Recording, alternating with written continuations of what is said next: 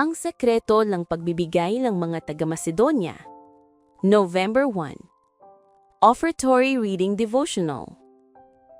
At ito ay hindi tulad sa aming inaasahan, kundi ibinigay muna nila ang kanilang sarili sa Panginoon at sa amin sa pamamagitan ng kalooban ng Diyos.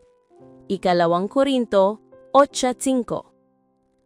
Sa ating nakaraang babasahin, natuklasan natin kung paano nakiusap pa ang mga taga-Macedonia kay Pablo na bigyan sila ng pribilehiyo na makibahagi sa pagbibigay.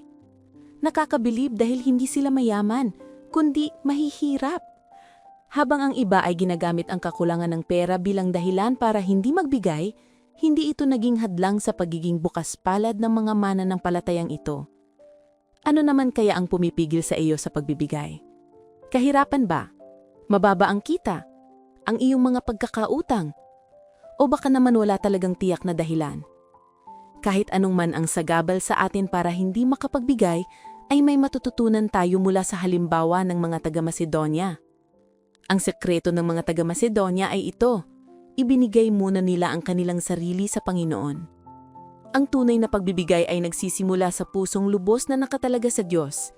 Hindi ito tungkol sa kung ano ang laman ng ating bulsa o pitaka, kundi kung ano ang laman ng ating puso. Kahit mayaman o hirap, walang makakaabot sa antas ng pagbibigay ng mga taga-Macedonia kung hindi muna natin ibinibigay ang ating sarili sa Diyos. Panawagan.